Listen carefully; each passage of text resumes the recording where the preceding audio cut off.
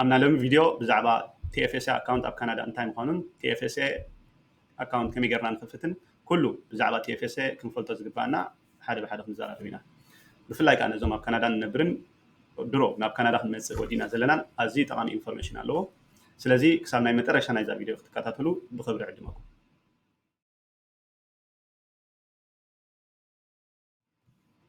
سلام تايرس عقول سلام انت عنان أبزل لكمو مساهم زلخو حاوكم تعمفالين قاعد حال مساهم ناب تعمفال channel أبزا channel كحجزنا كعدينا نخيل زبركو تحشتن مدبني زغرب كم تقدم زبركو أمنا لهم عند فيدينا بزعبا TFSA account انتاي مقانون TFSA account كم يقرنا نخفتن كله بزعبا TFSA account كم فولتز قبانا درجة بدرجة كنزال عربينا سلزي نخيد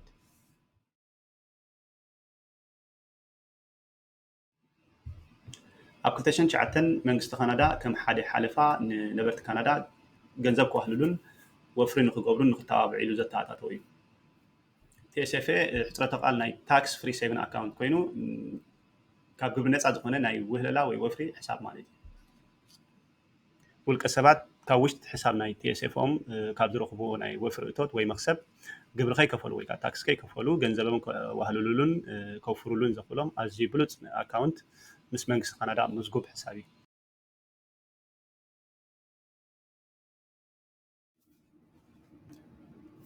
ربحاتات ناي تاكس فري سيفن اكاونت كنرئ نحد اخينا قداماي ربحان نرخو ناي تاكس بنفيتي مالتي ناي قبري ربحاي مالتي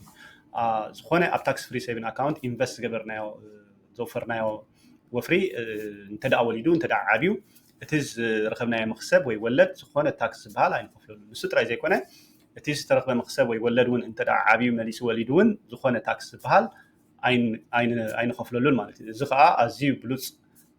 እዩ ማለት እዩ ንዓና ካብ ዝኾነ ናይ ታክስ መውፃዕቲ ይኹን ናይ ታክስ ምኽፋል ንድሕና ኣለና ማለት እዩ ከምኡ ስለ ዝኾነ ከዓ ገንዘብና ብዘይ ናይ ታክስ ምኽፋል ማለት እዩ ክዓብን ክውህለልን ይኽእል እዩ ማለት እዩ ስለዚ እዚ እቲ ሓደ ዓብ ረብሓ እዩ ከም ካልኣይ ረብሓ ናይ ታክስ ፍሪ ሰቨን ኣካውንት ክርኢ ንሕዳ ኮይና እቲ ዝወሃበና ናይ ኮንትሪቢሽን ሩም እዩ ማለት እዩ ስለዚ ዓመት ዓመት ዝወሃበና ክፍሊ ውህለል ኣሎ እዚ ክፍሊ ውህለል ከዓኒ ብፍላይ ከዓ ሕጂ ካብ ዓመት ናብ ዓመት እንዳወሰኸ መፅእ ኣሎ ንኣብነት ካብ 2018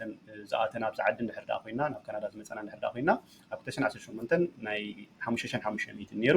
ኣብ 2019 20 21 22 ከዓ 6000 ነይሩ ማለት እዩ ኣብ 2023 ናይ ሕጂ ከዓኒ ክሳብ ናይ 6500 ደይብሎ ማለት እዩ ስለዚ እንድሕር ካብ 2018 መፂና ኮይና እሞ ከዓ ዘይተጠቐምናሉ ኮይና ዝኽፍሊ ናይ ብምሉእ ዓመት ተደሚሩ ከባቢ 36000 ሩም ወይ ከዓ ክፍሊ ኣለና ማለት እዩ ስለዚ ትፅቡቕ ነገሩ ናይ ታክስ ፍሪ ሴቪንግ ኣካውንት እንተደኣ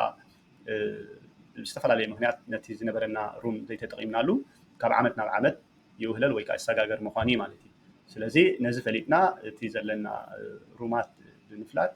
ኢንቨስት ክንገብረሉን ዝያዳ ኣብ ረብሓና ክነውዕለን ይግባእ እቲ ሳልሳይ ረብሓ ናይ ታክስ ፍሪ ሴቪንግ ኣካውንት እቲ ዘለና ናይ ኢንቨስትመንት ኦፕሽን እዩ ማለት ወይ ከዓ ናይ ወፍሪ ምርጫታት እዩ ማለት እዩ ኣብ ታክስ ፍሪ ሴቪንግ ኣካውንት ዝተፈላለዩ ነገር ከነውፍር ንኽእል ኢና ከም ሓደ ጃስት መቐመጢ ጥራይ ናይ ካሽ ወይ ከዓ ናይ ጥረ ገንዘብ ጥራይ ክንጥቀመሉ ንኽእል ኢና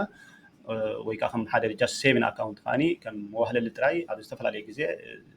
ጥረ ገንዘብ ናብቲ ናይ ታክስ ፍሪ ሴቪንግ ኣካውንትና ብምቕማጥ ናይ መዋህለሊ ጥራይ ክንጥቀመሉ ንኽእል ኢና ከም ናይ ኢንቨስትመንት ወይ ከዓ ከም ናይ ወፍሪ እውን ክንጥቀመሉ ንኽእል ኢና ኣብ ዝተፈላለዩ ነገር ኢንቨስት ክንገብረሉ ንኽእል ኢና ማለት እዩ ገለ ካብኣቶም ከም ናይ GIC ጋራንትድ ኢንቨስትመንት ሰርቲፊኬት ማለት እዩ ከም ሚቹዋል ፋንድ ስቶክስ ቦንድስ ETF ብዙሓት ካልኦትን ማለት እዩ ኢንቨስት ክንገብረሉ ከነፍረሉ ንኽእል ኢና ማለት እዩ ስለዚ ብዙሕ ኣማራፂታት ኣለና ኣብ ታክስ ፍሪ ሴቪንግ ኣካውንት ገንዘብና ከነፍረሉ ንኽእል ማለት እዩ ከም ረብዓይ ረብሓ ናይ ታክስ ፍሪ ሴቪንግ ኣካውንት ንሪኦ እንተዳ ኮይኑ እቲ ፍሌክሲቢሊቲ ወይ ከዓ ተዓፃፅፍነት ማለት እዩ ኣብ ታክስ ፍሪ ሴቪንግ ኣካውንት ኢንቨስት ገበርናዮ ዘፈርናዮ ወይ ዘቐመጥናዮ ገንዘብ ኣብ ደስ ዝበለና ግዜ ክንስሕቦን ከነውፅኦን ከነቐምጦን ንኽእል ኢና ማለት እዩ ብዘይ ዝኾነ ናይ ታክስ መውፃዕቲ ወይ ከዓ ናይ ግብሪ መውፃዕቲ ማለት እዩ ከምኡ ስለ ዝኾነ ከዓ ኣዝዩ ብሉፅ ገብሮ ስለዚ ከም ናይ ነዊሕ ዕላማ ወይ ከዓ ናይ ሓፂር ዕላማ ጌርና ከዓ ገንዘብና ከነፍረሉን ኢንቨስት ክንገብረሉን ይከኣል እዩ ማለት እዩ ከም ሓምሻይ ረብሓ ንሪኦ እንተዳ ኮይኑ እቲ ናይ ስቴት ፕላኒንግ ቤነፊት ማለት ወይ ከዓ እዚ ናይ ውርሻ ቤነፊት ማለት እዩ እንተዳ ብዝኾነ ምክንያት ኣብቲ ታክስ ፍሪ ሴቪንግ ኣካውንት ኣውፊርናዮ ዘለና ገንዘብ ንሕና ዝኾነ ነገር ኣጋጢሙና እቶም ኣብቲ ናይ ታክስ ፍሪ ሴቪንግ ኣካውንትና ከም ወረስቲ ወይ ከዓ ቤነፊሸሪ እቲናዮም ዘለና ብዝቕልል ዝበለ ኣገባብ ብዘይ ዝኾነ ናይ ታክስ መውፃዕቲ እታ በዓልቲ ቤትና ድዩ ደቅና ድዩ ብዘይ ዝኾነ ናይ ታክስ መውፃዕቲ እቲ ገንዘብ ክወስድዎ ይኽእሉ እዮም ማለት እዩ ስለዚ ኣዝዩ ብሉፅ ዝኾነ ኣካውንት እዩ ነዚ ፈሊጥና ብዝያዳ ክንጥቀመሉ ይግባእ TSF ኣካውንት ክትከፍት ተዳ ኮይንካ ኣብ ካናዳ ሕጋዊ ሲን ናምበር ክህልወካ ኣለዎ ሶሻል ኢንሹራንስ ናምበር ማለት እዩ ከምኡውን ወዲ 18 ዓመትን ልዕሊኡን ክትከውን ኣለካ TSF ንካናዳውያን ገንዘቦም ክዕቅብሉን ከፍሩሉን ዝኽእሉ ኣዝዩ ብሉፅ ዝኾነ ኣካውንት እዩ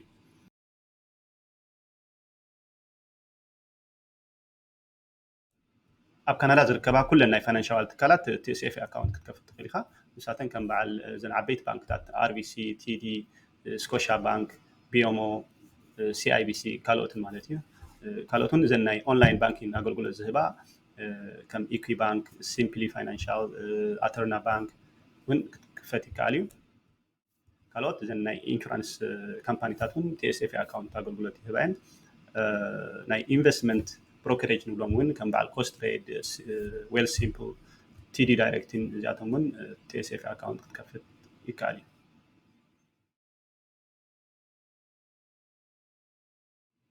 TSF ኣካውንት ንሕላቕ ክትከፍት ወሲንካ እታ ቀዳመይቲ ስጉምቲ ክትገብራ ዝግባእካ ናይ TSF ሕሳብ ክትከፍተሉ እትደሊ ፋይናንሻዊ ትካል ምምራፅ እዩ ብድሕሪ እዚ ትካል ምስ መረፅካ እንታይ ዓይነት ኣማራፂታት ወይ ከዓ እንታይ ዓይነት ወፍርታት እዩ ዘለዎም ክትፈልጥ ይግባእ ቀፂልካ ኩሉ ሰነዳት ከተዳሉ ኣለካ ሰነድካ ምስ ኣዳለኻ ከዓኒ ናብቲ ፋይናንሳዊ ትካል ብምኻድ ናብቲ ጨንፈር ብምኻድ ዘድሊ ቅጥዕታት ትመልእ ማለት እዩ ኩሉ እቲ ሰነዳት ዘድሊ ከም ሲን ናምበር ኣይዲኻ ኣድራሻኻ ኩሉ ቀሪብካ ትኸይድ ማለት እዩ TSF ኣካውንት ምስ ከፈትካ ገንዘብካ ምውፋር እዩ ማለት እዩ ኣብ ታክስ ፍሪ ሴቪን ኣካውንት ዝተፈላለዩ ነገር ክነቐምጥ ንኽእል ኢና ካሽ ጥረ ገንዘብ ማለት እዩ ከም ሓደ ሴቪን ኣካውንት ከዓኒ ክንገብሮ ንኽእል ኢና ኣብ ዝተፈላለዩ እዋን ዘለና ቁርቁራቦ ናብኡ እናቐመጥና ከም መዋህለሊ ጥራይ ክንጥቀመሉ ንኽእል ኢና ማለት እዩ ካልእ ከም ኢንቨስትመንት ናይ ኢንቨስትመንት ኣሽሙን ክንጥቀመሉ ናይ ወፍሪ ክንጥቀመሉ ንኽእል ኢና ስለዚ ከም በዓል GIC ጋራንትድ ኢንቨስትመንት ኢንካም ማለት እዩ ነቲ ትካል ክንዲዚ ገንዘብ ክበካየ ስለዚ ክንደይ ኢንተረስት ዘኒ ኢልካ ውዕል ኣቲኻ ከተፍሮ ትኽእል ኢኻ ማለት እዩ ካልኦት ከም ምስ ሓደ ባንክ እውን ጀስት ትወለድ ክዓቢ ክንእስ ዝኽእል ሚቹዋል ፋንድ ዝበሃል እውን ክትከፍተሉ ትኽእል ኢኻ ማለት እዩ ኣብዚ ቁሩብ መፅናዕቲ ዘድልዮን ኣፍልጦት ዘድልዮን እዩ ማለት እዩ እቲ ሪስክ ናትካ ከዓ ተፀዋርነት ናትካ እውን ምልላይ ዘድልዮ እዩ ማለት እዩ ካልኦት ባዕልኻ ተፍረሎም እውን ምስ ዝተፈላለዩ ትካላት ዳይሬክት ኢንቨስቲንግ ጌርካ እውን ኣብ ስቶክ ድዩ ቦንድ ድዩ ኣብ ETF ኣብ ናይ ሪል ስቴት ኢንቨስትመንት ወይ ከዓ ዞም ሬት ዝበሃሉ ካልኦት እውን ከም ኮሞዲቲስ እውን ከተፍሮ ትኽእል ኢኻ ማለት እዩ ስለዚ ገንዘብካ ከዓ ኣብኡ ኣብዚ ኩሉ ንብሎ ፀናሕና ንሕርዳ ኣውፊርካዮ እንተዳ ዓብዩ እቲ ዝዓበየ ገንዘብ ታክስ ክትከፍለሉ ኣይትግደድን ምናልባት ኣብዚ ክንዘራረበሎም ዝፀናሕና ቃላት ዘይተረድኡና ክኾኑ ይኽእሉ እዮም እዚ ግን ከም መበገሲ ክኾነና ይኽእል እዩ ማለት እዩ ቅድሚ ዝኾነ ነገር ምውሳና እኹል መፅናዕትን መረዳእታን ክንገብር ኣለና ኣዝዮም ንፉዓት ኣሕዋት ኣለዉ ከም በዓል ሄኖክ ፋይናንሻል ከም በዓል ማእከለ ኤሪ ኢንቨስቲንግ ማለት እዩ ስለዚ ካብኣቶም ኮርስ ብምውሳድ ኣብ ገዛ ርእስና ኢንቨስት ምግባር ኣፍልጠና ክንዕቢ ንኽእል ኢና ማለት እዩ ቀንዲ ግን ቅድሚ ዝኾነ ነገር ምውሳና ኣብቲ ንሕና ፋይናንሻል ኣድቫይዘር ወይ ኣብ ባንክ ዲ ኣብ ዝኾነ ቦታ ብምኻድ